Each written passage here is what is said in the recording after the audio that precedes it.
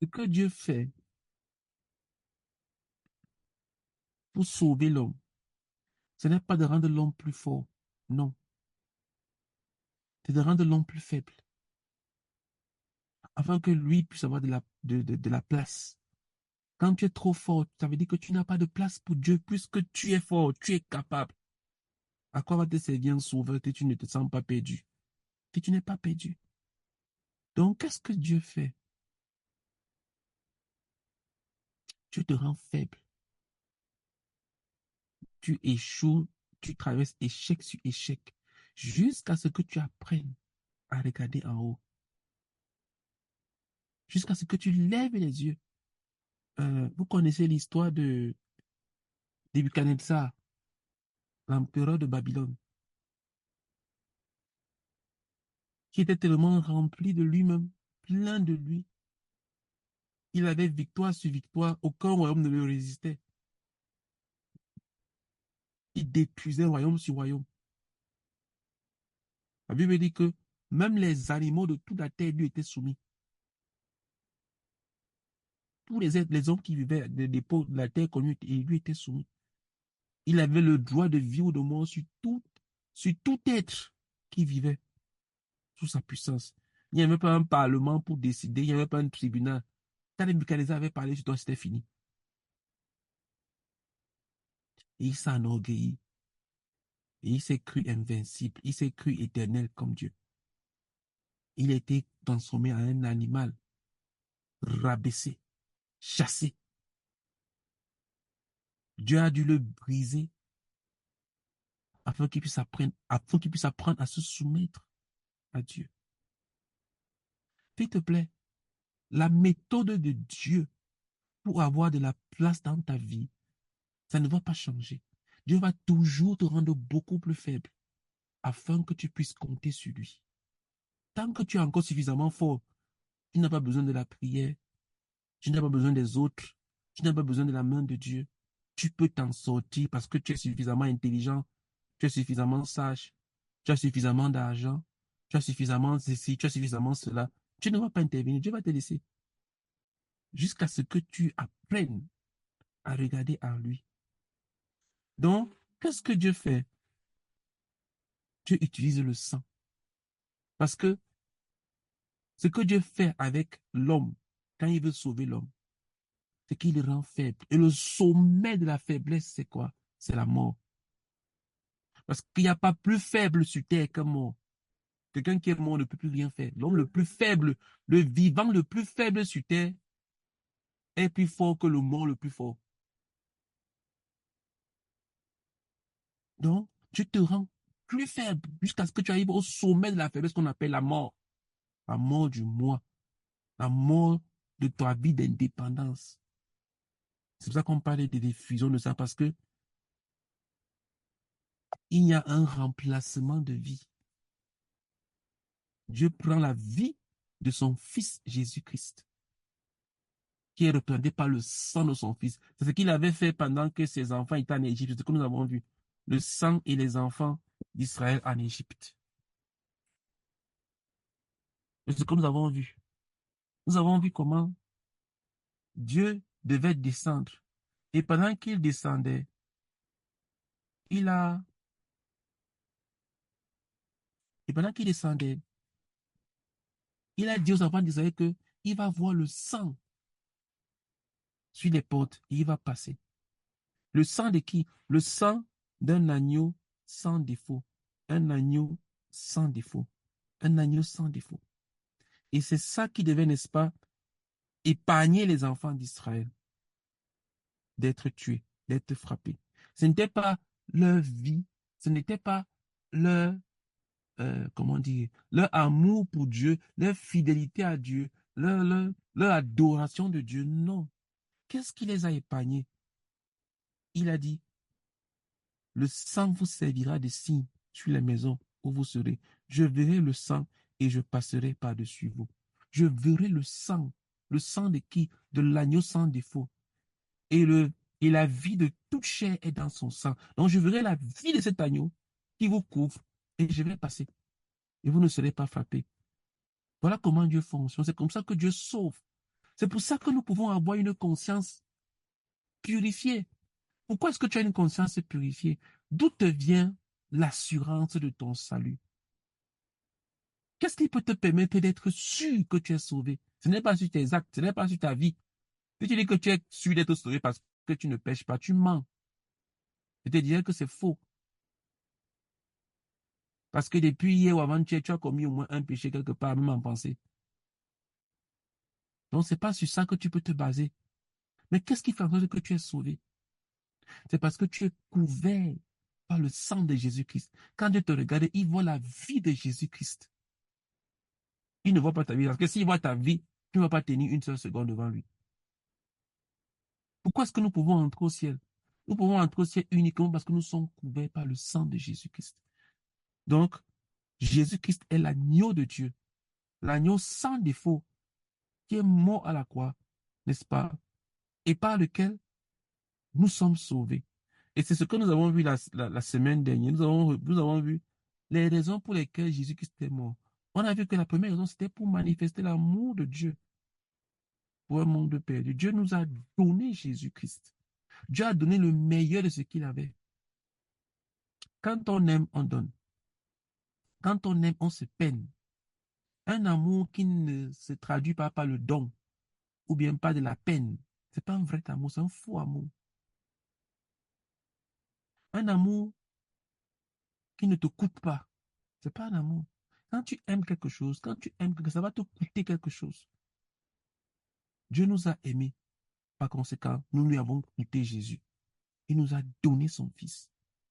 Voilà la première raison pour laquelle Jésus-Christ est venu mourir, comme manifestation de l'amour. La deuxième raison, c'est que il est mort pour nous donner, comme je l'ai dit, le sang pascal, le sang qui nous permet d'être épargnés par Dieu, qui nous permet d'entrer dans la présence de Dieu. Écoute, il n'y avait que le souverain sacrificateur seul qui avait le droit de se présenter dans le Saint des Saints, c'est-à-dire la présence même de Dieu. Il devait le faire une seule fois par an, à l'époque de la loi. Et il devait le faire après avoir, avec le sang des brebis, le sang de l'agneau, qu'il devait déposer devant. Il devait d'abord faire un sacrifice pour lui-même. Ensuite, il devait venir avec le parfum pour présenter devant l'autel, qui est dans le Saint des Saints. Il n'y avait que lui seul. Il devait venir avec le sang de l'agneau sans défaut. Et une seule fois. Mais aujourd'hui, tu te lèves. Tu te mets à prier. Tu te lèves. Tu peux entrer dans la présence de Dieu. Tu peux entendre la voix de Dieu. Dieu peut te parler. Tu te lèves et tu peux ressentir la présence de Dieu. Pourquoi? Ce n'est pas à cause de ta sanctification, non. C'est parce que tu es couvert par le sang de Jésus-Christ. Ne l'oublie jamais. Enlève le sang de Jésus-Christ et tu n'as plus rien à voir avec Dieu. Enlève la grâce de Jésus-Christ et tu n'as plus rien à faire avec Dieu. Voilà pourquoi Jésus-Christ est mort. Il est mort également, on a vu, pour nous servir de médiateur à la nouvelle alliance entre Dieu et nous. Il est mort afin de servir comme un pont, comme une sorte de réconciliation entre Dieu et nous. Parce qu'à cause du péché, l'homme était séparé de Dieu. Il est venu s'offrir comme une rançon pour nous racheter de nos transgressions, afin que nous puissions, afin que euh, afin que le châtiment du péché qui était comme une épée Damoclès sur nos têtes soit enlevé. Vous savez ça que les musulmans vivent? Ils vivent avec une épée Damoclès sur les têtes. C'est-à-dire, ils te disent toujours que, ah, si je meurs, je ne sais jamais. Peut-être que je parle au ciel. Peut-être que je parle en enfer. Donc, il faut autant que possible que je flatte Dieu. Je dois flatter Dieu autant que possible. Il faut que je le flatte par mes prières. Il faut que je le flatte par mes aumônes. Il faut que je le flatte par le pèlerinage. Il faut que je le flatte par ceci. Il faut que je le flatte par cela. Parce qu'on ne sait jamais. Si je n'ai pas suffisamment flatté, il pourrait me refuser le ciel.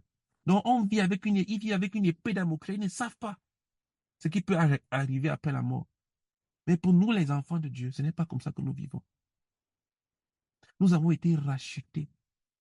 On ne cherche pas à flatter notre Père, non.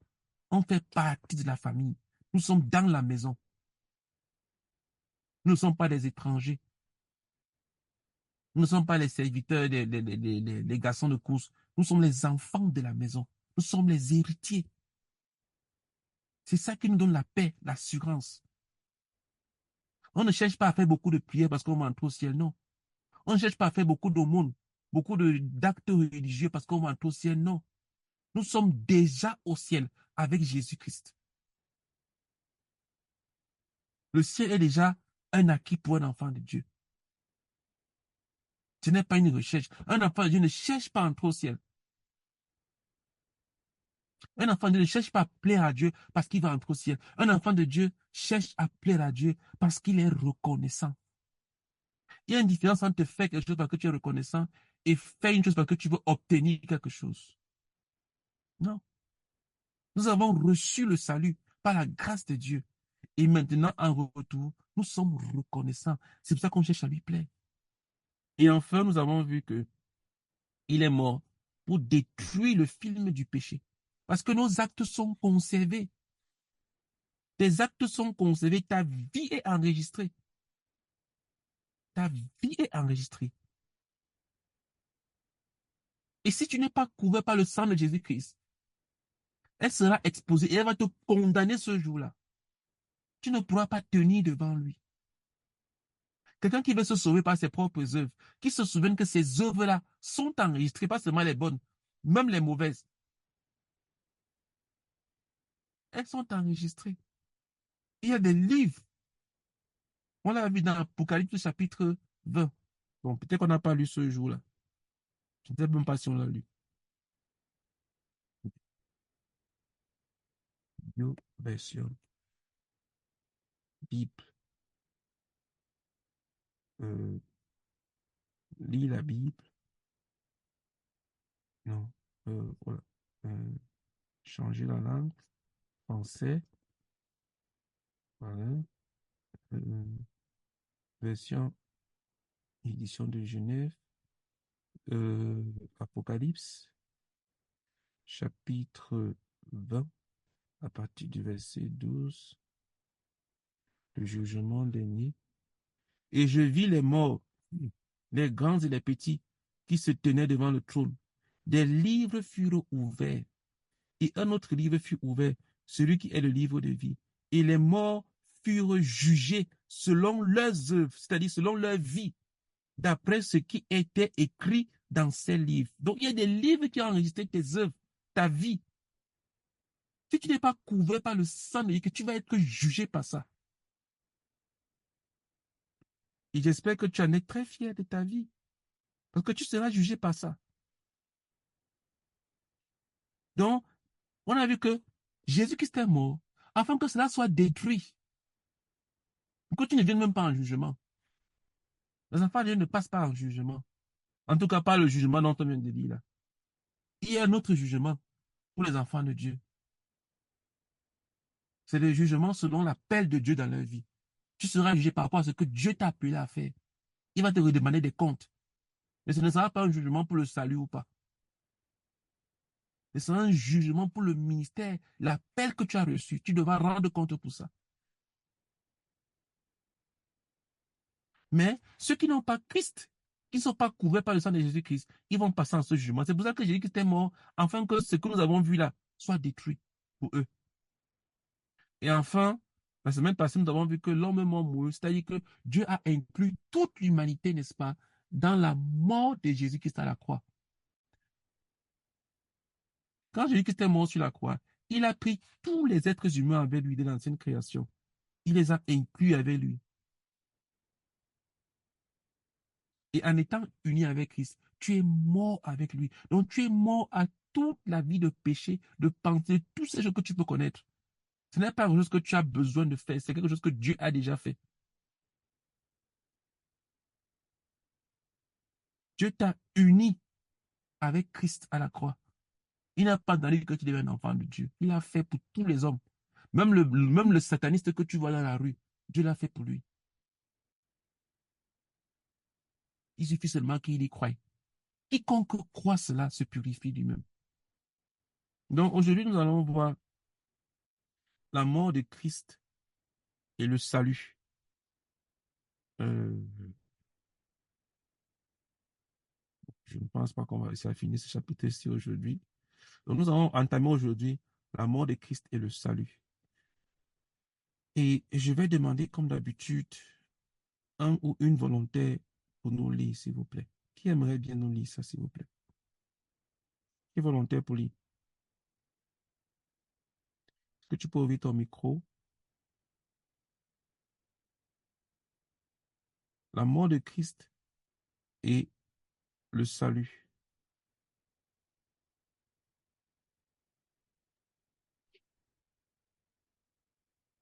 Qui veut nous lire, s'il vous plaît?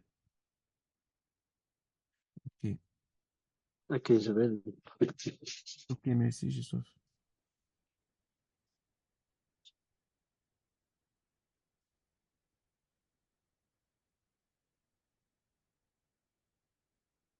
C'est bon, je peux commencer. Vas-y, vas-y. D'accord, merci. La mort de, la mort de Christ et le salut. Trois aspects du salut peuvent nous aider à mieux comprendre comment on est sauvé du péché. On est 1. Sauvé des conséquences du péché. 2. Sauvé du pouvoir du péché. 3. Sauvé de la présence du péché.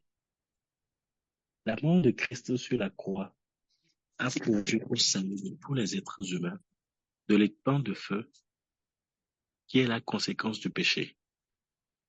La Bible dit, nous étions tous errants comme des brebis, chacun suivit sa propre voie en l'Éternel, et l'Éternel a fait retomber sur lui l'iniquité de nous tous. Isaïe 53, verset 6. À forte raison donc, maintenant que nous sommes justifiés par son sang, serons-nous sauvés par lui de la colère? Car si lorsque nous étions ennemis, nous avons été réconciliés avec Dieu par la mort de son Fils, à plus forte raison, étant réconciliés, serons-nous sauvés pour sa vie. Romains 5, versets 9 à 10.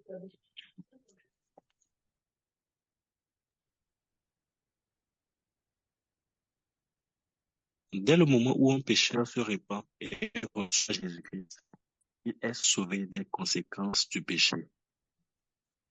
La mort de Christ sur la croix procure le chemin de la délivrance de la puissance du péché jour après jour. La Bible dit, sachant que notre vieil homme a été crucifié avec lui, afin que le corps du péché fût détruit, pour que nous ne soyons plus esclaves du péché. Romains 6, verset 6. Ceux qui sont morts avec lui sont libres du péché. Romains 6, verset 7. Tous ceux qui connaissent Christ sont sur la voie de la victoire continuelle sur la puissance du péché, jour après jour. C'est merveilleux. À cause de la mort de Christ sur la croix, le croyant sera sauvé de la présence du péché. Ceux qui sont déjà sauvés de la conséquence du péché et qui sont en train d'être sauvés de la puissance du péché vivent néanmoins dans un monde pécheur. Cependant, cette situation ne continuera pas jusqu'à la fin. Le jour arrive lorsque le Seigneur Jésus viendra prendre les siens, ils seront alors sauvés de la présence du péché. Là, en sa présence immédiate, la Bible dit, nous aussi, qui avons les prémices de l'Esprit, nous aussi nous soupirons en nous-mêmes en attendant l'adoption, la rédemption de notre corps. Romains 8, verset 23. Il n'y aura plus d'anathème. Apocalypse 22, verset 23. Amen. Amen. Merci. Mhm. Donc, il y a trois aspects du salut qui peuvent nous aider à mieux comprendre comment on est sauvé du péché.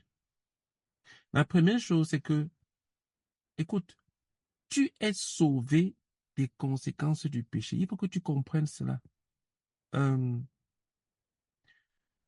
Quand tu comprends cela, quand tu es un enfant de Dieu et que tu entends cela, normalement, ça ne va pas générer en toi du libertinage pour aller pécher davantage. Si on me dit que je suis sauvé des conséquences du péché, ça ne me pousse pas à me dire, ah, mais super, Ça veut donc dire que je peux pécher pleinement puisque je suis sauvé. De toute façon, je suis sauvé des conséquences. Si je réfléchis comme ça, c'est parce que effectivement, je ne suis pas sauvé. Quelqu'un qui est sauvé, qui est réellement sauvé, entendre qu'il est sauvé des conséquences du péché, ça va plutôt produire en lui de la reconnaissance vis-à-vis de Dieu. Il va se dire, Alléluia, merci Seigneur. Et non pas, Alléluia, je peux aller pécher davantage, de toute façon, je suis sauvé des conséquences. C'est ce qu'un jour un musulman dans la voiture m'a dit. Il m'a dit, mais ça veut dire donc que je peux donc aller pécher de toute façon, Jésus-Christ m'a sauvé. Je lui ai dit que non. Parce que si tu es réellement sauvé, ce n'est pas ce que ça va produire en toi. Tu es sauvé des conséquences du péché. Tu n'iras pas en enfer.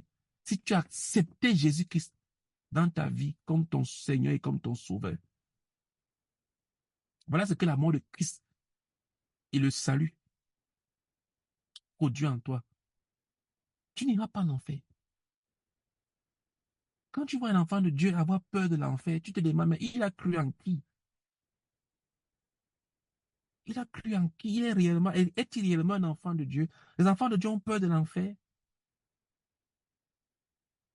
Non. Mais un enfant de Dieu qui te dit qu'il n'a pas peur de l'enfer, mais qui aime le péché, ce n'est pas un enfant de Dieu, c'est un enfant de Satan qui se croit enfant de Dieu.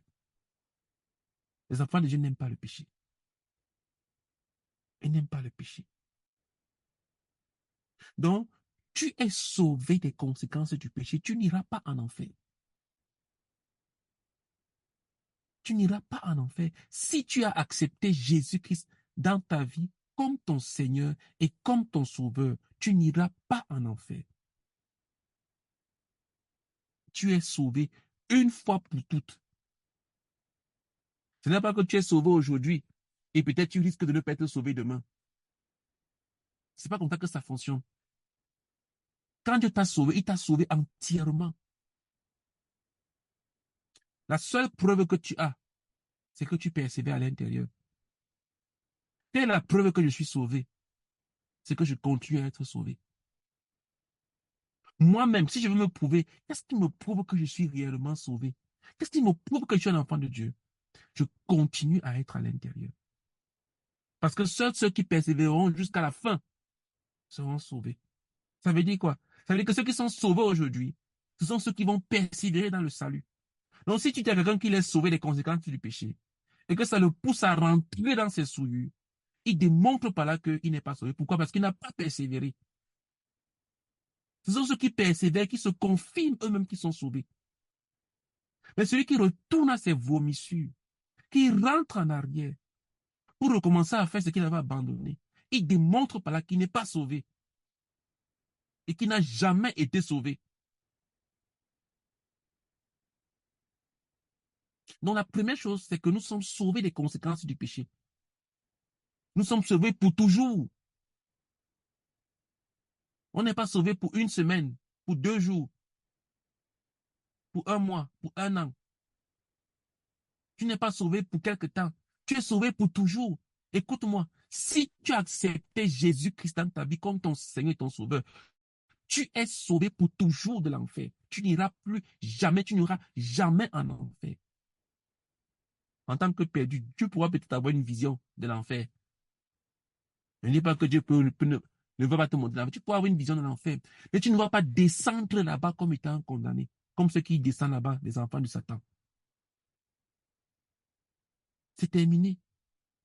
Tu es sauvé pour toujours. La seule preuve que tu as, c'est ta persévérance. Tant que tu persévères, tu as la preuve que tu es sauvé. Je n'ai pas dit que tant que tu restes debout, tu pourras tomber demain, te relever et continuer. Mais tant que tu persévères, tu as ton attestation d'être sauvé. Ça, c'est la première chose. La deuxième chose, c'est que la mort de Christ sur la croix nous procure le chemin de la délivrance de la puissance du péché. Pourquoi? Parce que notre vieil homme a été crucifié, comme je l'ai dit, comme on l'a lu. Avec Christ, Dieu nous a inclus dans la mort de Christ à la croix. Le corps du péché, c'est-à-dire le corps sur lequel le péché avait un pouvoir, a été crucifié à la croix. Ce corps-là, il est mort. Ceux qui sont morts avec lui c'est-à-dire avec Jésus-Christ à la croix, ils sont libres du péché. Écoute, ce n'est pas moi qui dis, c'est la Bible qui le dit, c'est écrit dans la parole de Dieu. Tu es délivré du pouvoir, le péché n'a aucun pouvoir sur toi. Ne dis pas que non, je ne peux pas, je n'arrive pas. Tu es en train de contredire la parole de Dieu. Tu contredis la parole de Dieu. Pourquoi tu ne veux pas croire et accepter ce que Dieu dit? Qu'est-ce que Dieu dit? Il dit que si tu as accepté Jésus-Christ dans ta vie comme ton Seigneur et comme ton Sauveur, alors tu es mort à la croix et donc tu es libre du péché. Le péché n'a pas de pouvoir sur toi. Souviens-toi d'une chose, c'est que Satan est un menteur. La Bible dit que, et c'est même pas, c'est le Seigneur Jésus qu'est-ce qu'il dit que quand il ment, il parle de son propre fond. C'est comme si les cellules de Satan sont des cellules du mensonge. Tout son être est le mensonge. C'est un menteur. C'est un menteur.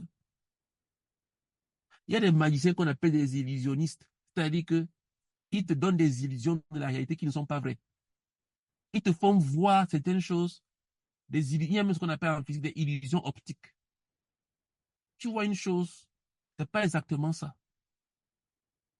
S'il te plaît, ton expérience, ce n'est pas la parole de Dieu. La parole de Dieu dit que tu es libre du péché. Tous ceux qui connaissent Christ comme leur Seigneur et Sauveur, ils sont sur la voie de la victoire continuelle. Tu pourrais être encore en train de te battre, mais sache que tu es libre du péché. Il faut seulement que tu arrives à cette étape de la révélation et d'entrer dans l'expérience. Il faut nous rejoindre lundi pour avoir tout le message complet concernant la libération du péché. Mais la deuxième chose, c'est que tu es délivré de la puissance du péché. S'il te plaît, fais attention à tes confessions. Confesse ce que la parole de Dieu dit. Ne confesse pas ce que ton expérience dit.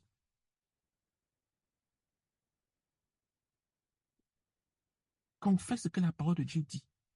Et qu'est-ce que la parole de Dieu dit? Elle dit que tu es libre du péché. Voilà ce que la parole de Dieu dit. Tu es libre du péché.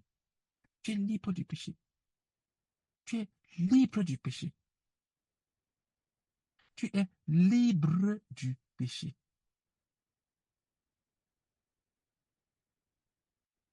Euh, enfin, la troisième chose que le péché, euh, pardon, que la mort de Christ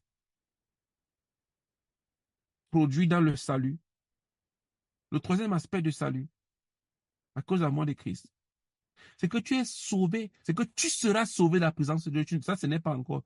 Ça, c'est dans le futur. Tu connaîtras la délivrance de la présence du péché. Si tu es vraiment un enfant de Dieu, normalement, tu dois parfois être frustré par le péché autour de toi. Est-ce que tu as déjà été frustré par la présence du péché, l'abomination? Moi, parfois, quand je prenais les métros, quand je n'étais pas encore full télétravail, avant le Covid, c'était fatigant. Le Covid nous a un peu aidé dans ce sens-là avec les masques et tout. Mais c'était parfois épuisant de voir des gens qui sont toujours en train de s'embrasser dans le métro. Parfois, moi, je voyais deux jeunes filles qui faisaient du lesbianisme dans le métro. C'était épuisant, c'était choquant. Une fois, je n'ai pas pu supporter. J'ai vu un homme et une femme qui s'embrassaient. Je lui ai demandé que vous voulez un matelas. Est-ce que vous voulez un matelas? Parce que j'étais fatigué.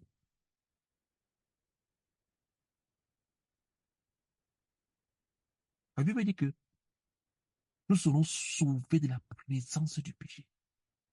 Ces gens iront loin. En fait, l'enfer, c'est quoi? L'enfer, c'est l'endroit où Dieu a retiré où Dieu a éloigné les gens de sa présence. Les pécheurs,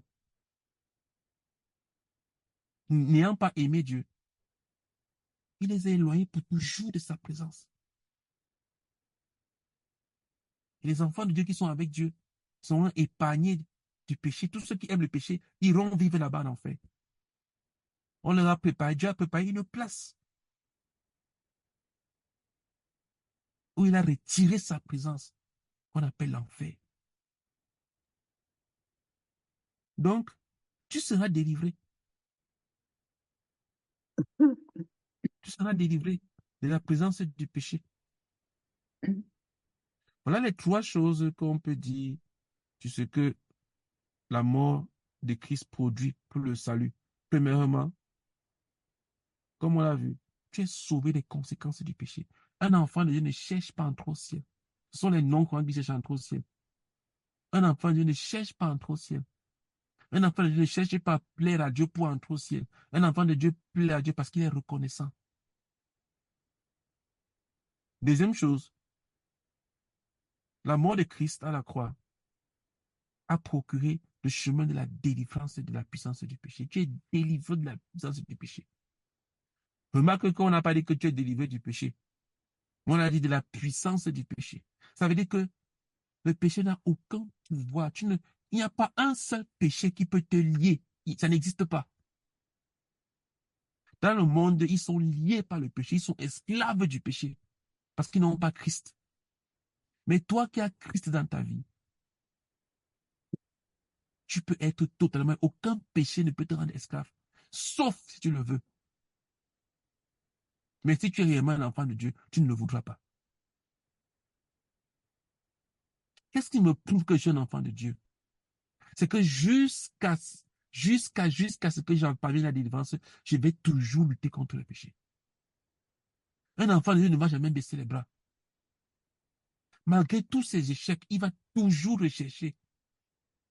Il va s'embrouiller, il va se tromper avec des doctrines à gauche, à droite. Mais une chose qui est sûre, une constance, c'est que il ne va jamais accepter le péché comme une normalité dans sa vie. Jamais. Il pourra rétrograder pendant certains moments. Il pourra tomber dans le péché pendant certains moments. Ça peut arriver. Mais parce qu'il est un enfant de Dieu, il va retomber sur ses deux pieds. Et il va refuser le péché dans sa vie. Mais celui qui accepte le péché, il a régné la foi. Il n'a plus de sacrifice pour lui. Il est perdu pour l'éternité. Il aura une fin terrible en enfer. Donc la deuxième chose, c'est que tu es délivré de la puissance du péché. Et comme on vient de voir, la troisième chose, c'est que tu sois également délivré de la présence du péché. Tu vivras dans un monde où le péché n'existe plus. Un monde qui est gouverné par Christ Jésus. Il n'y aura plus de péché, plus d'anathème. Ok, nous allons lire maintenant la mort de Christ et la loi. Le paragraphe la mort de Christ et la loi. Qui est volontaire pour nous lire ce passage, s'il vous plaît?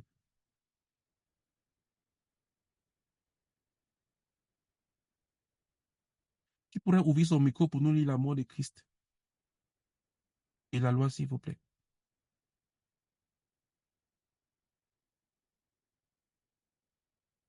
Ok. Comme on n'a pas beaucoup de temps, je vais nommer un volontaire. Ouais, je veux lire. Mais ça dit, je m'apprêtais à prononcer ton nom et dedans. Ça veut dire que on est vraiment dans le même esprit. Ça dit que c'est ton nom qui était devant moi comme ça. Et ça tombe bien. Vas-y, pardon, s'il te plaît. D'accord. La mort de Christ et la loi. Mhm. Comme nous l'avons déjà vu, l'homme ne pouvait pas garder la loi. Il essayait, mais échouait. La loi était contre lui. Par sa mort sur la croix, le Seigneur Jésus a satisfait aux exigences de la loi. D'abord, le Seigneur Jésus a rendu la loi hors d'usage. La Bible dit, avant que le foi vînt, nous La étions croix. enfermés. Avant que la foi vînt, nous étions enfermés sous la garde de la loi, en vue de la foi qui devait être révélée. Ainsi, la loi a été comme un pédagogue pour nous conduire à Christ, afin que nous fussions justifiés par la foi. La foi étant venue, nous ne sommes plus sous ce pédagogue, car vous êtes tous fils de Dieu par la foi en Jésus-Christ. Galates 3, versets 23 à 26. Mhm. Il a rendu la loi hors d'usage en la prenant avec lui sur la croix et en la détruisant. La Bible dit, vous qui étiez morts par vos offenses et par l'incirconcision de vos chair, il vous a rendus à la vie avec lui en nous faisant grâce pour toutes nos offenses. Il a effacé l'acte dont les ordonnances nous condamnaient et qui subsistait contre nous, et il l'a détruit en le clouant sur la croix. Colossiens 2, versets 13 à 14. La Bible dit, maudit est quiconque n'observe pas tout ce qui est écrit dans le livre de la loi et ne le met pas en pratique. Galates 3, verset 10. Nous étions sous la malédiction. Sur la croix, Christ a pris sur lui-même notre malédiction et, étant cloué là, il nous a rachetés de la malédiction de la loi. La Bible dit, Christ nous a rachetés de la malédiction de la loi, étant devenu malédiction pour nous. Galates 3, verset 13. Ayant été rachetés de la loi, nous ne sommes plus sous ce pédagogue pour obtenir le salut. Nous sommes sauvés à 100% sans qu'il soit tenu compte de notre obéissance à la loi. Amen. Amen. Amen.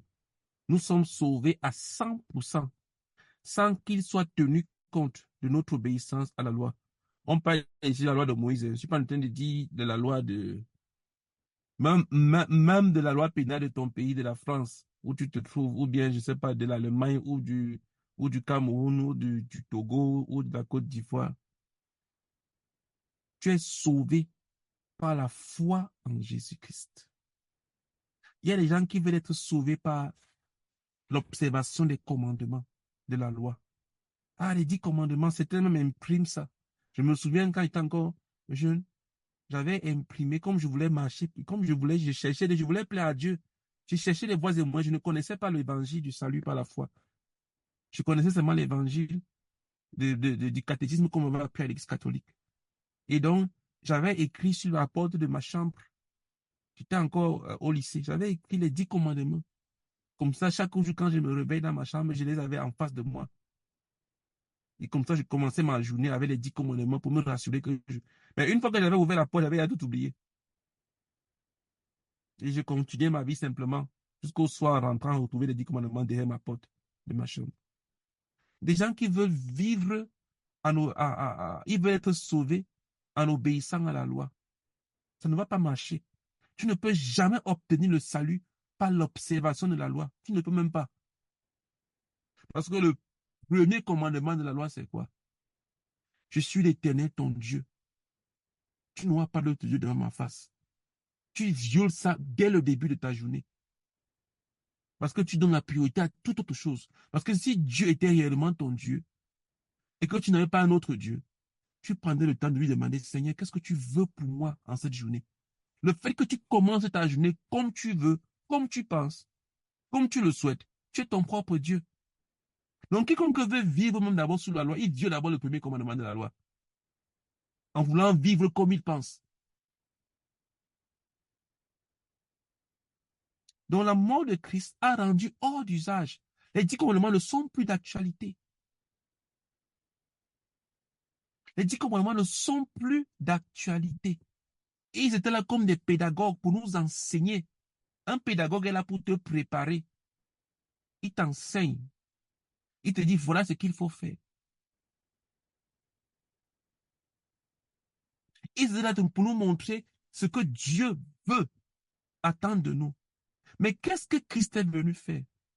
Christ est venu accomplir toutes les exigences de cette loi-là. Il a vécu à 100% en respectant toutes les exigences de Dieu. Je suis ton Dieu, tu n'auras pas de Dieu devant ma face. C'est ce qu'il a fait. Il a vécu pour son Père. Sa propre volonté à lui, il a régné pour accomplir la volonté de son Père. Il a dit que je ne fais rien que ce que le Père fait. Le Fils ne fait rien que ce qu'il voit le Père faire. Donc, il a vécu pour plaire à son Père. Sinon, pendant ça, pendant de l'éternel Dieu en vain. Il a accompli tout ça. Honore ton Père et ta mère. Tu ne voleras point. Tu ne vas ceci. Tu ne diras pas le faux témoignage. Notre Seigneur a accompli tout ça. Il a satisfait pleinement le cœur de Dieu en toutes choses. Il a donné sa vie. C'est-à-dire que la vie de quelqu'un qui a accompli toutes les exigences de la loi, c'est ça que représente son sang. C'est pour cela que quand tu prends ce sang-là et que tu mets sur toi, quand Dieu te voit, Dieu voit la vie de quelqu'un qui a accompli toute la loi. La vie de Jésus-Christ. C'est ça qu'on appelle la vie chrétienne. Et c'est pour ça que tu n'as plus besoin d'aller encore te battre de toi-même. Tu rejettes la vie de Jésus. Tu veux plutôt maintenant t'approcher de Dieu, plaire à Dieu, en cherchant à obéir à les commandements de la loi. Et tu rejettes ce que lui t'a donné. Non. Il a rendu la loi hors d'usage en la clouant avec lui à la croix. On a vu, je vous ai lu dans Apocalypse, que les livres-là qui te condamnent par la mort de Christ à la croix, ces livres-là sont hors d'usage, déchirés, brûlés, abandonnés. Pourquoi? Parce que ta vie là-bas est couverte. C'est comme si, dès qu'on prend ton nom, on regarde, on voit le sang partout. On dit, mais on ouvre telle page, on voit le sang de Jésus-Christ. On voit les images de ta vie, mais c'est flou. C'est caché par le sang de Jésus-Christ. Couvert par le sang. On ouvre prochaine page. Les photos, vous voyez, souvent, on dit il y a les preuves. Pour ceux qui ont regardé les films policiers, là. Les preuves. On dit que mais les preuves ont été corrompues. On ne peut plus les utiliser. On tourne telle page. Le sang de Jésus-Christ est partout. Ce n'est que la vie de Jésus-Christ, la vie de Jésus-Christ, la vie de Jésus-Christ, la vie de Jésus-Christ. Toute ta vie, la vie de Jésus-Christ. Couvert par le sang de Jésus-Christ. Mais celui qui est là à côté en train de se battre de lui-même pour pouvoir accomplir les œuvres de la loi, il sera jugé, condamné. La mort de Christ a rendu la loi hors d'usage. Si tu veux vivre selon les 10 commandements, tu es passé à côté. Les 10 commandements sont là pour nous montrer ce que Dieu attend de nous. Mais la foi en Jésus-Christ est là pour que nous accomplissions, pour que Jésus-Christ accomplisse cela en nous. Ça veut dire que d'un côté, tu as la loi de Dieu. De l'autre côté, par la foi en Jésus-Christ, cette loi est accomplie en toi. Ce n'est plus toi qui vis, mais c'est le Jésus-Christ en qui tu crois, qui vit en toi et qui plaît à Dieu. Voilà ce que la mort de Christ a produit. Tu es délivré de ces commandements, je ne sais pas comment dire, de ces choses élémentaires. Ne fais pas ceci, ne fais pas ça, fais comme ça, ne fais pas ceci, ainsi de suite. Non, la vie chrétienne n'est pas un ensemble, ne fais pas ceci, ne fais pas ça. Tu ne feras pas ceci, tu feras ceci, fais comme ça, ainsi de suite. La vie chrétienne, c'est la vie de Jésus-Christ en toi. C'est le débordement de la vie de Dieu en toi. C'est-à-dire qu'il y a une autre vie qui est plantée à l'intérieur de toi. Et c'est cette vie-là qui rayonne à l'intérieur de toi. C'est ça qu'on appelle la vie chrétienne. Tu as la vie du Fils à l'intérieur de toi. Et cette vie-là, comme une étoile, elle brille à l'intérieur de toi et elle déborde à l'intérieur. C'est pour ça que si tu n'as pas un caractère brisé, si tu es plein de toi-même, si tu es encore rempli d'orgueil, même si tu es un enfant de Dieu, cette vie-là ne servira pas. Elle sera emprisonnée. C'est un peu comme si tu prends une ampoule et tu mets ça dans un sac tout noir, un sac compact. Imagine, tu prends une bougie et tu recouvres cette bougie-là par un seau tout noir. Tu mets dessus un bocal tout noir sur la bougie. La bougie pourra briller autant qu'elle veut. Mais sa lumière ne va pas, ses rayons ne vont pas traverser le seau tout noir. Ça, c'est la vie de quelqu'un qui a refusé de se laisser briser par Dieu, qui est rempli d'elle-même, qui est plein d'orgueil. La vie de Christ est la même, elle est emprisonnée par ta propre vie à toi. Mais quand tu prends la même bougie et que tu la mets et que tu la recouvres par du verre, pas du verre transparent, elle brille. Les gens voient la lumière. C'est ça la vie d'un enfant de Dieu qui est transparent, qui laisse Dieu le transpercer.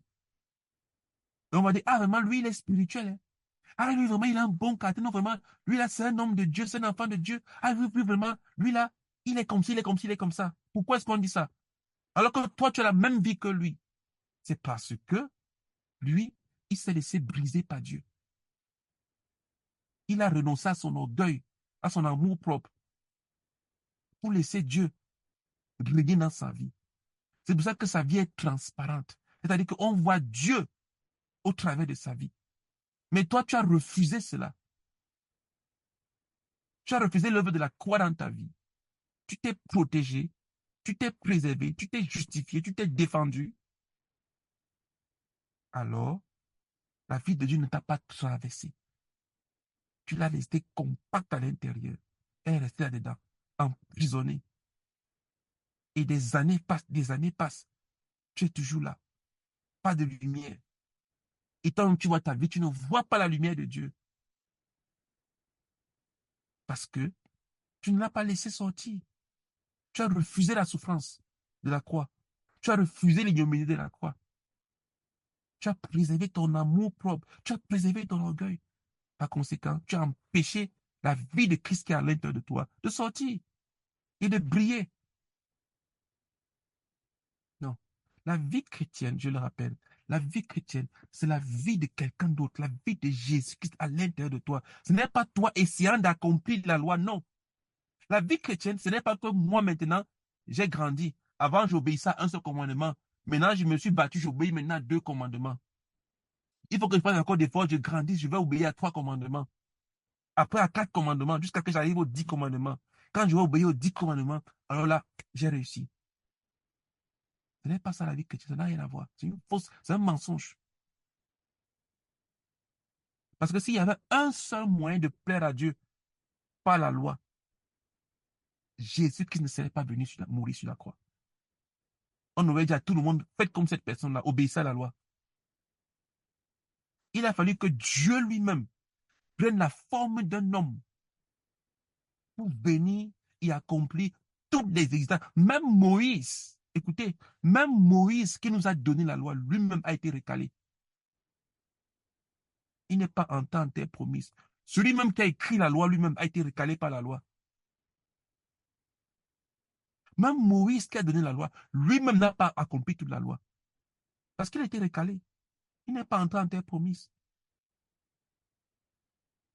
Même Moïse.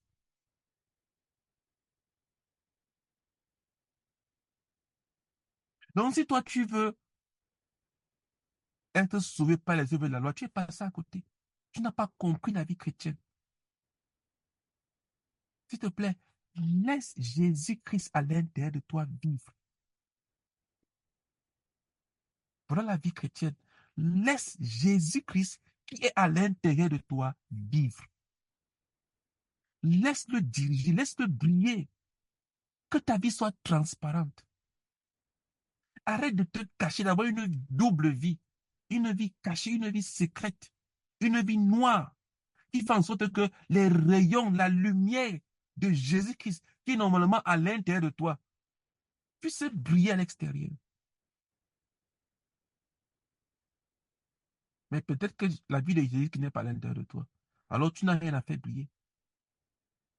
Auquel cas tu devrais te repentir de ta vie d'indépendance, de ta vie de péché et supplier le Seigneur Jésus qui de venir vivre à l'intérieur de toi. Parce que nous tous, nous naissons avec la vie d'Adam à l'intérieur de nous. C'est la vie d'Adam là qu'on appelle homme. La vie humaine. Parce que Adam vient d'un mot hébreu, Adama, qui veut dire homme. Le mot Adam, c'est la racine du mot homme en hébreu, Adama. Donc la vie que tu as à la naissance, c'est la vie d'Adam qui est à l'intérieur de toi, qui vit. Mais quand tu acceptes Jésus-Christ comme ton Seigneur et Sauveur, alors tu reçois la vie de Jésus-Christ à l'intérieur de toi également. Et la vie que tu nourris, c'est la vie qui va éclore, qui va briller. La vie de Adama, là, tu dois l'accepter qu'elle a été crucifiée à la croix.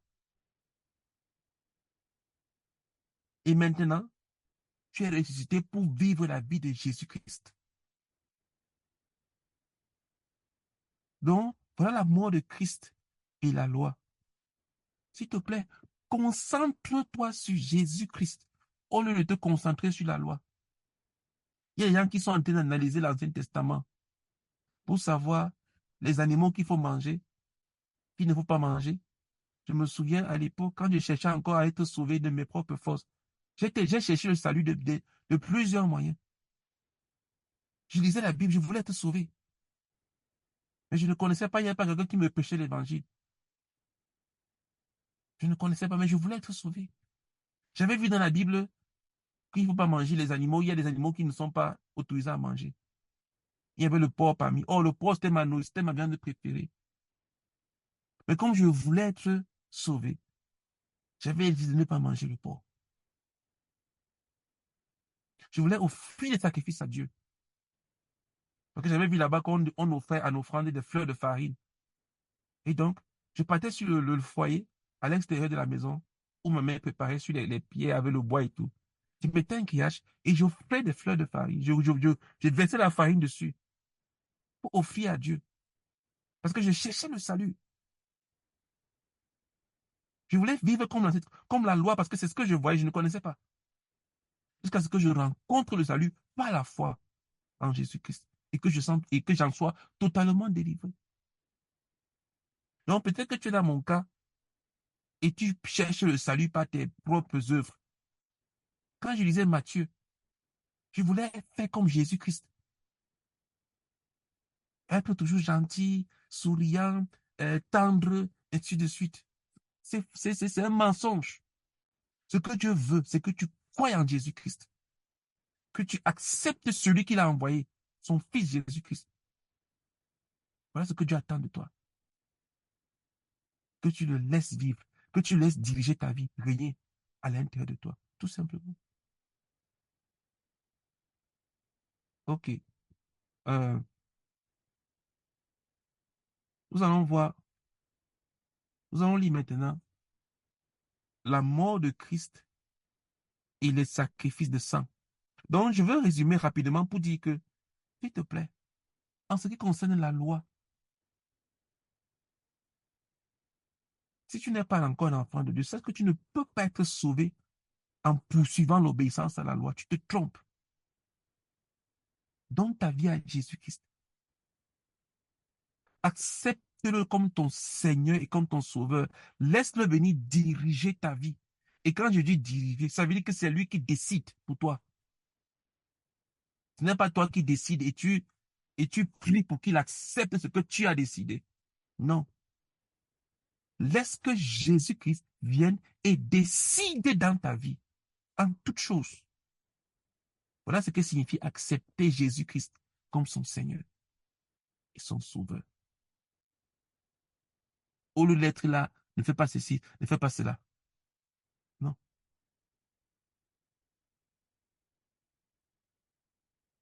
Maintenant, nous allons lire la mort de Christ et les sacrifices de sang. Est-ce qu'il y a un volontaire pour nous lire ça, s'il vous plaît?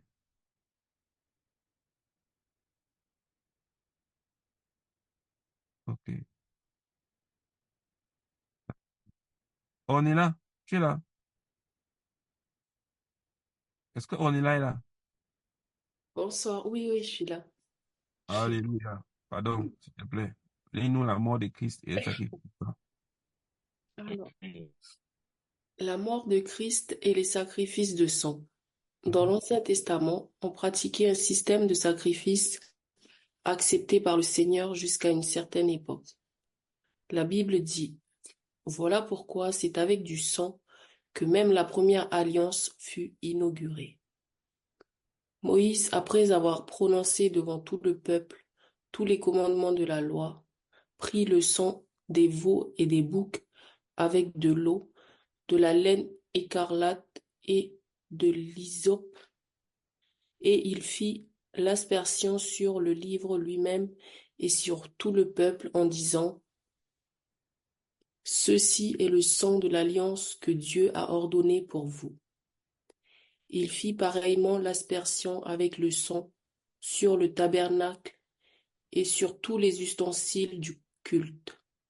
Et presque tout, d'après la loi, est purifié avec le sang. Et sans effusion de sang, il n'y a pas de pardon. Hébreux 9, 18 à 22. Ces sacrifices étaient inadéquats. Ils ne pouvaient pas effacer le péché. La Bible dit: Mais le souvenir des péchés est renouvelé chaque année par des sacrifices, car il est impossible que le sang des taureaux et des boucs ôte les péchés. Hébreux 10, 3, 4. L'inefficacité de ces sacrifices a rendu nécessaire la mort de Christ. La Bible dit: C'est pourquoi Christ, entrant dans le monde, dit: Tu n'as voulu ni sacrifice, ni offrande, mais tu m'as formé un corps. Tu n'as agréé ni holocauste, ni sacrifice pour le péché. Il dit ensuite: Voici, je viens pour faire ta volonté. C'est en vertu de cette volonté que nous sommes sanctifiés, par l'offrande du corps de Jésus-Christ, une fois pour toutes. Hébreux 10, 5 à 10. Le sacrifice de Christ fut final. La Bible dit: Il a paru une seule fois pour abolir le péché par son sacrifice. Hébreux 9, 26. Mais Christ est venu comme souverain sacrificateur des biens à venir. Il a traversé le tabernacle plus grand et plus parfait, qui n'est pas construit de main d'homme, c'est-à-dire qui n'est pas de cette création. Et il est entré une fois pour toutes dans le lieu très saint, non avec le sang des boucs et des veaux, mais avec son propre sang, ayant obtenu une rédemption éternelle. Car si le sang des taureaux et des boucs et la cendre d'une vache répandue sur ceux qui sont souillés sanctifie et procure la pureté de la chair, combien plus le sang de Christ qui par un esprit éternel s'est offert lui-même sans tache à Dieu, purifiera-t-il votre conscience des œuvres mortes, afin que vous serviez le Dieu vivant. Hébreux 9, 11 à 14. Avant que Jésus ne s'offrit lui-même sur la croix en sacrifice unique pour le péché, les autres systèmes de sacrifice pouvaient être tolérés. Mais par sa mort, il offrit un seul sacrifice, une fois pour toutes. Ce sacrifice a mis fin à tous les autres systèmes de sacrifice. Merci. Merci beaucoup. Merci. Ouais. Donc, voilà. Le sacrifice de notre Seigneur Jésus-Christ a mis fin à tous les autres systèmes de sacrifice. Quels que soient les systèmes de sacrifice que tu peux connaître.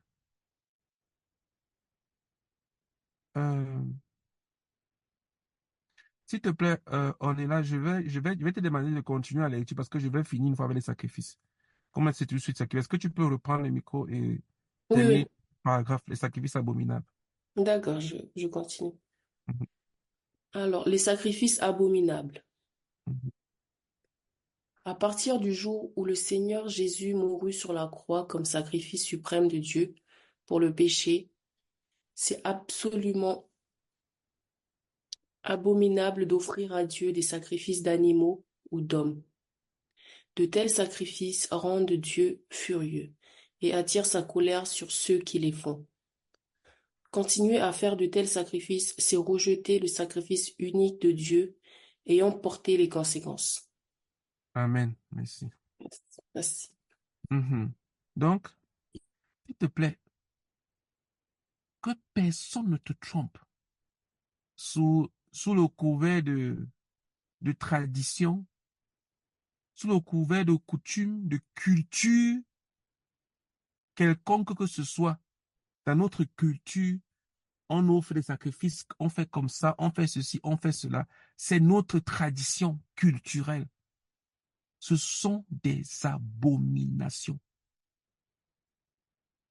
Que ce soit de l'huile que l'on verse quelque part, du sel que l'on offre, des poules qui sont tuées, des moutons qui sont égorgés.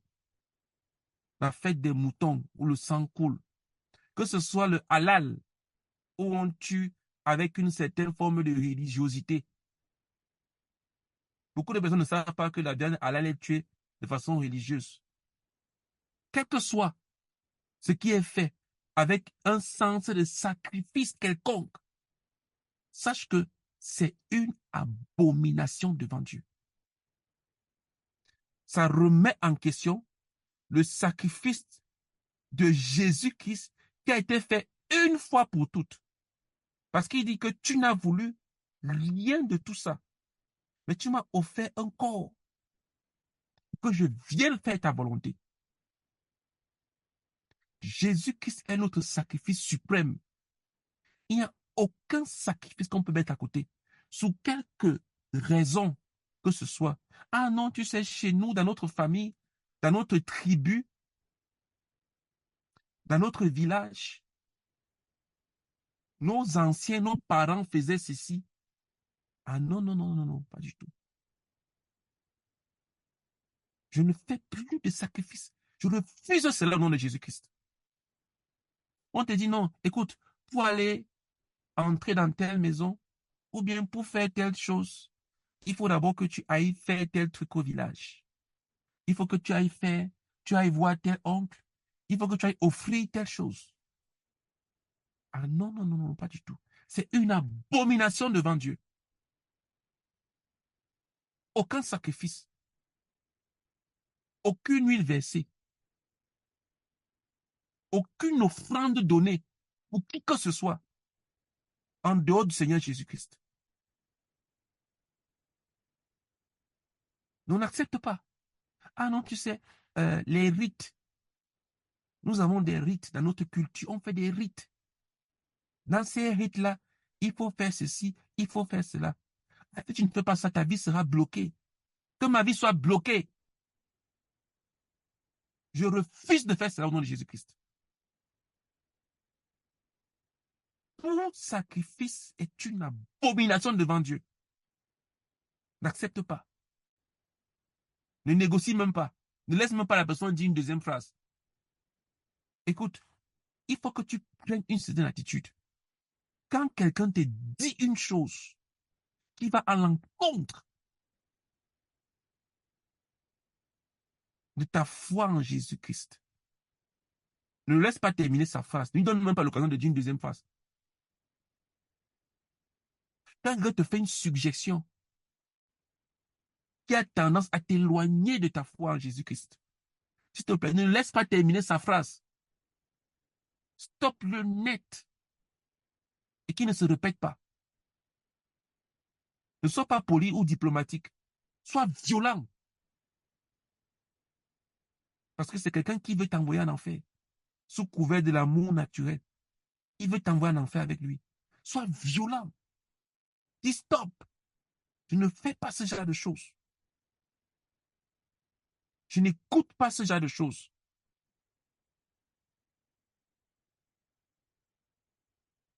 Cette familiarité avec le péché est une abomination. Quelqu'un vient te dire les choses du péché et tu l'écoutes. C'est une abomination.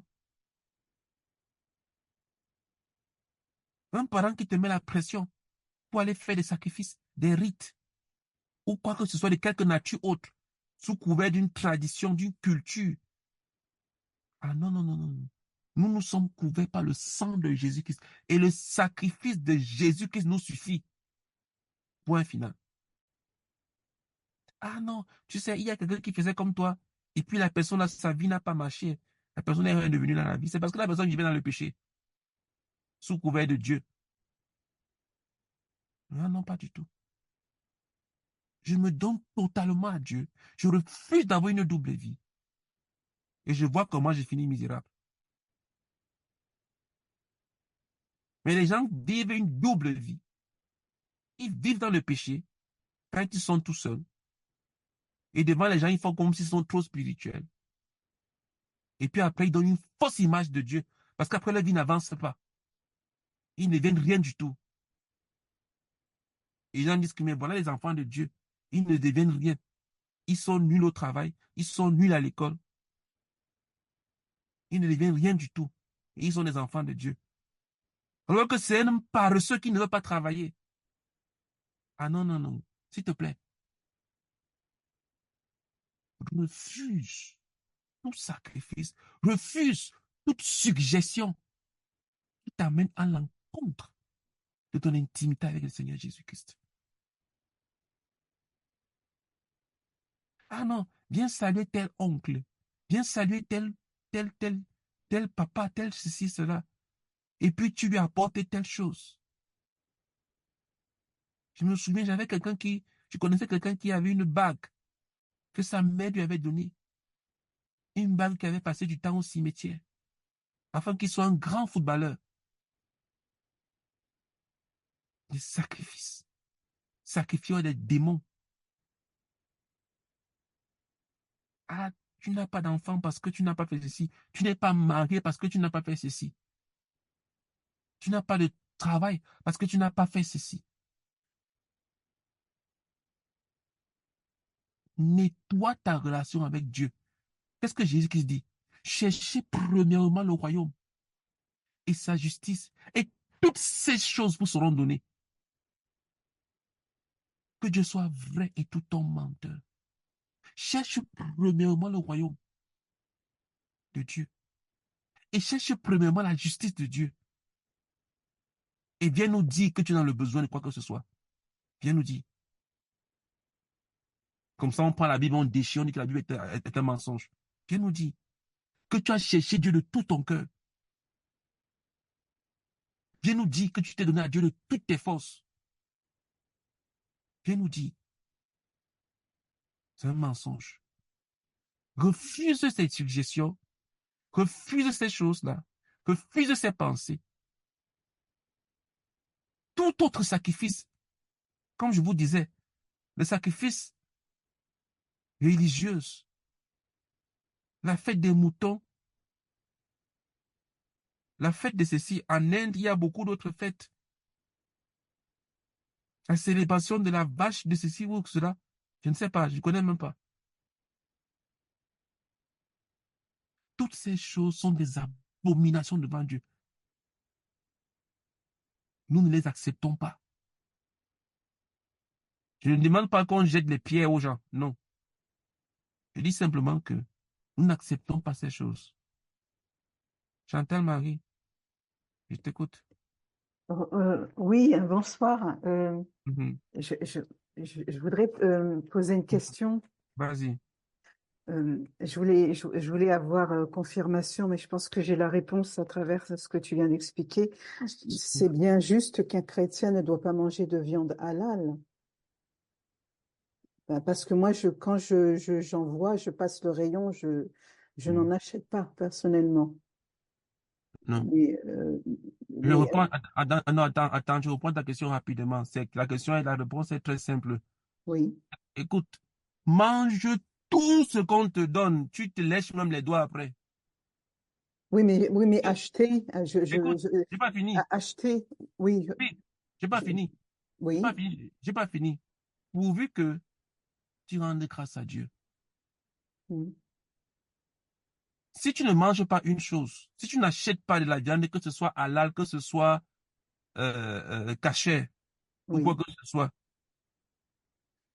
que ce soit uniquement parce que ça ne te plaît pas, ou bien parce que tu ne veux pas être une grande chute pour quelqu'un qui est plus faible que toi.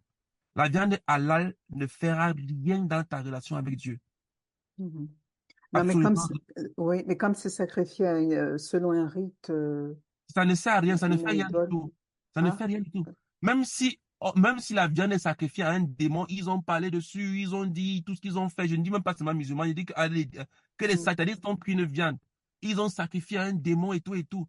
Et puis ils viennent me servir ça à table. Je dis, Seigneur, merci pour cette viande. Je prends, je croque, je mange et je me suce des doigts après. Ça ne me fera rien du tout. Cependant, si ils me disent que la viande que tu manges là, ça a été sacrifié à un Satan, et qu'il y a un frère qui est à côté de moi, un jeune frère qui n'est pas encore solide dans la foi, je ne vais pas manger. Pas parce que j'ai peur. Tu me suis? Oui, oui, oui, oui. Voilà. Je ne mangerai pas à cause de la foi de ce jeune frère-là qui est à côté de moi. Mm. Mais la viande sacrifiée aux idoles ne fait rien du tout. Que ce soit halal, que ce soit caché, ça ne fera rien à ton organisme. Moi, j'achète du halal autant que je veux et j'en mange très bien et je suis heureux. Mm. Seulement, ce que je suis en train de dire, comme je l'ai dit, une fois de plus, je le répète, Chantal Marie, je dis à toi et à tout le monde, la vie chrétienne, ce n'est pas, ne fais pas ceci, ne fais pas cela. C'est la relation avec Jésus-Christ. Mm. Ils ont pris cette viande, ils ont tué selon des rites religieuses, ils ont mis dans les rayons. J'achète, je mange, je rends grâce à Dieu. Mm. Maintenant, si ça fait du tort à tel ou tel autre frère, je lui explique pour qu'il comprenne. S'il ne comprend pas, je préfère ne pas manger. Parce que la Bible dit que d'avancer sur la base de l'amour ne soit pas une occasion de chute pour ton frère qui ne comprend pas. C'est tout. Mm. Mais la viande Allah ne fait rien à ne fait rien, je dis bien, ça n'enlève rien à ta relation avec Jésus-Christ. Même si on a fait des incantations dessus, ça ne fait rien du tout. C'est comme le poison. Mm. Un enfant de Dieu qui marche avec le Seigneur, même si on a mis du poison dedans, mais que tu ne sais pas, dis bien que tu ne sais pas. Mm. Mange pleinement, rends grâce à Dieu. Mais si on te dit qu'on a mis du poison à l'intérieur, ne mange pas. Mm. Si on te dit que la viande là, elle est halal, et moi je dis, et qu'il y a un enfant, et si c'est un musulman qui me dit qu'elle est halal, je mange ça devant lui et je dis que ça ne me fait rien du tout. Mm. Je dis ça à un musulman, une fois je mangeais avec un musulman, je lui ai dit que tu sais quelle est ma viande préférée. On était à table, nous deux. Il m'a dit quoi? Je lui ai dit que ma viande préférée, c'est la viande du porc. Mm. C'est le porc que j'aime le plus. Il m'a regardé comme si j'étais un extraterrestre. Et je disais la vérité. Mm. Tu vois. Je n'ai pas dit que non, le porc, c'est un animal qu'il ne mange pas. Non, pas du tout. Donc, s'il te plaît, écoutez-moi bien. Les viandes sacrifiées et toutes ces choses-là ne font rien à ton organisme et rien à ta relation avec Dieu. Cependant, si tu es au courant d'une chose, ça veut dire que si tu pars quelque part, tu sais que la viande ici, là, ce sont les viandes que, dans les traditions, on fait des rites, on fait des choses, et puis on vient placer devant toi. S'il y a des frères parmi, ne mange pas. À cause d'eux, ils peuvent perdre la foi. Mais si tu es tout seul, moi, je vous dis ce que moi je ferais. Je ne dis pas, ce n'est pas un ordre. Oui. Ce n'est pas, comment dire, une obligation. Il ne faut pas avancer avec la foi de quelqu'un d'autre. Moi, c'est ma foi et ma relation avec Dieu. Je dis que moi, je suis assis quelque part. On me dit que la viande là, un sorcier me dit que la viande que tu manges là, on a fait des prières dessus. J'ai dit, moi aussi, je fais aussi ma part de prière. Au nom de Jésus-Christ, je bloque toutes vos prières. Et je prie que Seigneur, tu bénisses cette viande. Quand il finit de dire comme ça, je coupe la viande et je mange. Mm. Mais s'il me dit qu'on a mis du poison dedans, je ne mange pas. S'il ne me dit pas, je mange. Mm. Voilà. Mais, Donc, donc, oui, j'aurai encore une autre question après. mhm. Enfin, je suis pas toute seule, donc. Bon, je finis rapidement Oui, oui, oui, oui, oui, le oui. point et puis après, on passe aux questions. D'accord. Merci. Donc, voilà, merci. Donc, s'il vous plaît, soyons libres dans les sacs, dans la relation avec Dieu. Nous avons un Dieu qui est au-delà de tout. C'est lui qui a créé toutes choses. Et il vit en nous. Ne priez pas un Dieu qui vit au ciel. Non. Priez un Dieu qui vit en vous. Le Dieu que nous prions, c'est le Dieu qui habite à l'intérieur de nous. Il est là avec nous. Qu'on ne le sente pas ou bien qu'on le sente, il est présent. C'est lui que nous prions. Donc n'acceptons pas les sacrifices. Mais si quelqu'un t'invite, si un non-croyant t'invite chez lui et que tu pars et qu'on met un plat de nourriture devant toi, mange. Rends grâce à Dieu, mange. Rends grâce à Dieu, mange. Mais si ce non-croyant te dit que la nourriture là a été sacrifiée à tel sorcier, et ainsi de suite, S'il te dit ça sans savoir, si moi, on me dit ça et il sait que je suis un enfant de Dieu, je prenais ça comme de la provocation. Je vais rendre grâce à Dieu, je vais dire que je brise tes malédictions dessus. Je vais manger mes pâtes pour lui montrer que je n'ai pas peur de ça. Parce que je sais que c'est la provocation. Mais si je suis avec un jeune frère, je ne le ferai pas. Par exemple, moi, je ne consomme pas d'alcool. Et un enfant de Dieu, normalement, ne se livre pas à l'alcool. Mais si j'arrive quelque part pour prêcher l'évangile, et qu'on me reçoit et qu'on m'offre un verre de bière, selon les circonstances, je pourrais être amené à prendre. Parce que je peux refuser cela et bloquer l'évangile là où je suis en train d'aller. Parce que les gens se sentiront offensés. Il y a des familles, des tribus, des personnes qui ont la culture du don. Quand tu arrives, ils t'offrent des choses. Et quand tu les rejettes, ces choses-là, ils vont également rejeter le Jésus que tu veux leur donner. Donc, si je viens quelque part dans une nouvelle culture et ils m'offrent une viande qu'ils ont fini de cuire selon leur rite, eux tous, ils sont des non-croyants. Ils m'offrent leur viande et moi, que je ne mange pas parce que elle a été cuite d'une certaine manière. Je mange très bien et je dis merci Seigneur Jésus. Et puis après, je leur prêche l'évangile pour qu'ils se repentent. Après ça, ils m'offrent un verre de vin comme pour m'honorer et tout. Je dis que non, non, moi, je ne prends pas d'alcool. Je bois et je dis, je vous prêche l'évangile. Mais si je viens chez quelqu'un qui a un problème avec l'alcool, qui est un ivrogne, qui ne sait pas se maîtriser, et qui m'offre un verre, je ne prends pas. Je lui dis que je ne bois pas d'alcool. Si je vais chez un frère qui a un problème avec l'alcool, il m'offre un verre, je ne prends pas. Je lui dis que je ne bois pas d'alcool. C'est pour ça que je ne cesse de vous dire que la vie chrétienne, c'est la vie de Jésus-Christ à l'intérieur de vous. Nous devons être conduits par l'Esprit de Dieu et non être des robots pour répéter les mêmes choses que les autres.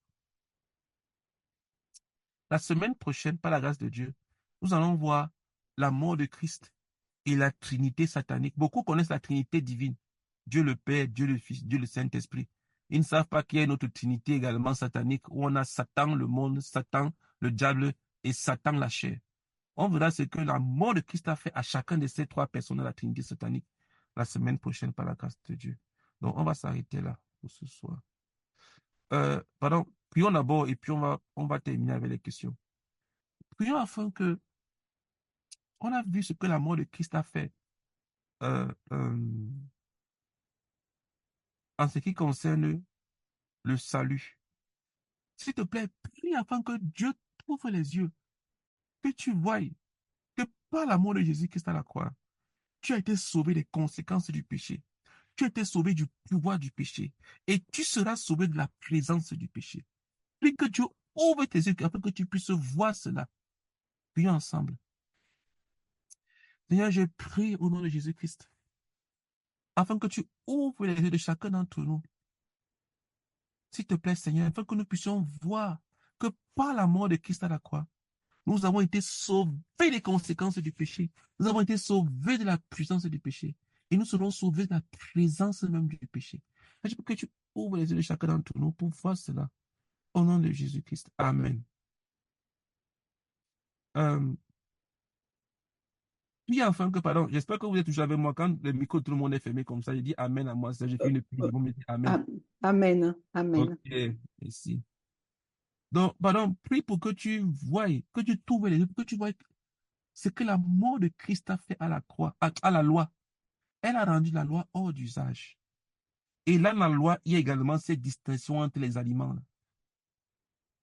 Non, non, non. Nous ne vivons plus pour ces choses, nous vivons pour Christ, Jésus. Je ne vis pas pour le halal ou bien pour le cachet, je vis pour Jésus. Je cherche à plaire à Jésus. Je suis centré sur Jésus. Je suis connecté à Jésus. C'est lui qui est devant mes yeux. On prie pour que Dieu ouvre tes yeux, afin que tu puisses voir que par la mort de Jésus-Christ, il a rendu la loi totalement dépassée pour notre époque. Prions ensemble. Seigneur, je prie afin que tu ouvres nos yeux, Seigneur, s'il te plaît, Père éternel, afin que nous puissions voir que par la mort de Christ, tu as rendu la loi hors d'usage. La loi est dépassée. Oh Seigneur, la loi est dépassée. Nous sommes sauvés non par l'application de la loi, mais par l'observation, par la foi en Jésus-Christ. Je prie que cela soit ouvert. Il est dans les yeux de chacun d'entre nous. Au nom de Jésus-Christ. Amen. Et enfin, prie afin que tu voies que la mort de Jésus-Christ a mis fin à tout autre sacrifice. Tout autre sacrifice. Tout autre sacrifice est une abomination. Puis que tu ouvres tes yeux, prions ensemble. Seigneur, je prie afin que tu ouvres mes yeux, que tu ouvres les yeux de chacun d'entre nous, pour voir que la mort de Christ a mis fin à tout autre sacrifice. Oh Seigneur, que tout autre sacrifice quelconque est une abomination à tes yeux et ne peut être accepté par toi, Seigneur. Au nom de Jésus-Christ. Amen. Amen. Ok. Terminons alors avec les questions. Oui, Chantal, tu avais une autre question. Oui, l'autre question, c'était, tout à l'heure, tu disais qu'un chrétien qui reconnaît l'œuvre de Jésus à la croix ne peut pas perdre son salut. Mais je voulais savoir, et qu'en est-il des chrétiens charnels? Parce que j'entends souvent des pasteurs parler de deux catégories de chrétiens, des chrétiens qui marchent selon la volonté de Dieu, et des chrétiens qui aiment Jésus, mais qui sont charnels, qui aiment aussi le monde. Ces chrétiens-là sont sauvés, les chrétiens charnels. Ok, comme j'étais en train de dire, Oui. comment dire, je peux dire ainsi, preuve que tu puisses avoir, que tu puisses avoir pour toi-même que tu es sauvé, c'est uniquement parce que tu persévères à marcher avec Dieu. Tu peux être charnel, tu te bats pour t'en sortir afin que tu puisses apprendre à marcher par l'esprit. Charnel signifie que tu marches par la chair. C'est pour ça qu'on dit charnel. Un chrétien spirituel signifie seulement que tu marches par l'esprit. Voilà. Le chrétien charnel encore, il est encore sous la domination de sa chair, il suit sa chair, il ne veut pas se laisser briser parce qu'il est encore trop fort, ainsi de suite. Le chrétien spirituel, c'est celui qui s'est laissé briser et qui maintenant marche par l'esprit. Ça veut dire qu'il suit les recommandations de l'esprit de Dieu. Voilà. Donc, celui qui est sauvé, ce n'est ni celui qui marche par l'esprit, ni celui qui marche par la chair. Celui qui est sauvé, c'est celui qui a la foi en Jésus-Christ et qui persévère dans cette foi-là. D'accord. Et qui persévère, je Oui. retiens. Qui persévère. Voilà. Non, parce que les chrétiens qui persévèrent pas,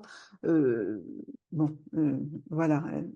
Celui qui Quand ne on... persévère pas, il n'a aucune attestation de son salut, rien du tout. D'accord. Celui qui ne persévère pas, puisque la Bible dit que ce n'est que celui qui aura persévéré jusqu'à la fin qui sera sauvé. Ah oui, c'est juste. Voilà. Donc, celui qui n'a pas persévéré, comment est-ce qu'il sait qu'il est sauvé? Par le passé, non, on n'est pas sauvé. La Bible dit que si tu as fait ce qui est bien, que le juste qui a fait ce qui est bien, et qui après est tombé dans le péché, ce qu'il a fait par le passé sera oublié. C'est ce que la Bible enseigne dans l'Ancien Testament. Tout ce qu'il a fait par le passé sera oublié. Il ne sera pas sauvé encore de son passé, non. Mais celui qui a fait le mal toute sa vie, qui a fait beaucoup de mauvaises choses, et qui s'est arrêté, a décidé de changer et de devenir une personne meilleure. La Bible dit que celui-là sera sauvé. Le mal qu'il a fait par le passé lui sera pardonné. Il sera sauvé sur la base de ce qu'il vit dans le présent actuellement. Parce que Dieu est un Dieu du présent. Il est je suis. Donc c'est ton état actuel. Si tu es en train de persévérer en ce moment-ci-là, c'est ça qui te donne l'attestation. Mais si tu as rejeté, tu as abandonné, tu as refusé, parce que comme tu dis, tu es un chrétien charnel, tu aimes le monde, tu aimes le plaisir du monde. Non, je n'ai pas dit que c'était moi. Hein. Non. Non, je ne dis pas toi. Oui. Non, mais je te pose cette question-là parce que je vois qu'il y a beaucoup de chrétiens charnels et or, si on veut avancer dans sa relation avec Dieu, mieux vaut s'entourer de chrétiens matures dans la foi. Parce Effectivement. autrement, on peut vite tomber si on s'entoure de chrétiens charnels. Il y a beaucoup de chrétiens charnels, j'en vois beaucoup. Et voilà. Et si on veut avancer dans sa foi, je pense qu'on a tout intérêt à s'entourer de chrétiens spirituels, de chrétiens qui veulent C'est aller une dans cette chose. direction. Oui, c'est une chose, mais ce n'est pas tout. Mais au moins, c'est un bon début parce que les mauvaises compagnies corrompent les bonnes mœurs. Mais je ne sais pas si ça va si ça marche dans l'autre sens. Je ne sais pas si la bonne compagnie, euh, euh, euh, euh, je sais pas, je vais pas dire corrompt, mais si la bonne compagnie améliore les mœurs, c'est possible. Sauf que dans la vie chrétienne, c'est ce qui est à l'intérieur de toi qui compte. Ce n'est pas ce qui est à l'extérieur. Ça veut dire que je peux être là autour des véritables enfants de Dieu. Mais si à l'intérieur de moi, je suis faux, je suis hypocrite,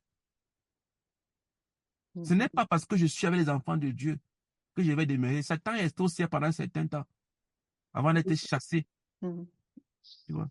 Donc, ce n'est pas parce que je suis avec les enfants de Dieu véritables que je suis sauvé, non. Il faut que ce qui est à l'intérieur de moi change. Et si ce qui est à l'intérieur de moi change, même si je me trouve au milieu des mauvaises personnes, soit je vais les changer, soit c'est moi qui vais partir. Mais je ne peux pas rester comme ça avec eux. Donc, soit c'est eux qui vont changer pour devenir aussi également des personnes comme moi, ou alors, c'est moi qui vais juste partir. Donc, un chrétien qui dit qu'il est réellement spirituel, mais il demeure avec des personnes qui ne marchent pas avec Dieu, comme tu dis, qui sont des Chanel et tout, c'est parce qu'il est pareil, en fait. Il ne le sait juste pas. Mais il est pareil. Qui s'assemble se ressemble. Donc, si ça semble avec eux, c'est parce qu'il est comme ça. Voilà. D'accord, d'accord. Merci. OK. Est-ce que quelqu'un d'autre a une question avant qu'on se sépare? OK. Pas de questions. Donc, vraiment, je nous supplie, pour clôturer, pardon, la vie chrétienne, une fois de plus, j'insiste, je ne sais pas, peut-être qu'il faut juste la révélation. J'insiste pour vous dire que la vie chrétienne, c'est la vie de Jésus-Christ à l'intérieur de vous. Parce que ce n'est pas autre chose. C'est Jésus-Christ qui vit à l'intérieur de vous. Ne l'oublions pas, ne l'oublions pas. C'est Jésus-Christ qui vit à l'intérieur. C'est sa vie à lui. S'il te plaît, laisse Jésus-Christ vivre. Laisse-le vivre. Demande-toi, Seigneur Jésus-Christ, qu'est-ce que tu veux? Voici ma vie, elle est devant toi. C'est ta vie. Je ne vis que pour toi. C'est tout ce que Dieu attend de toi. C'est tout.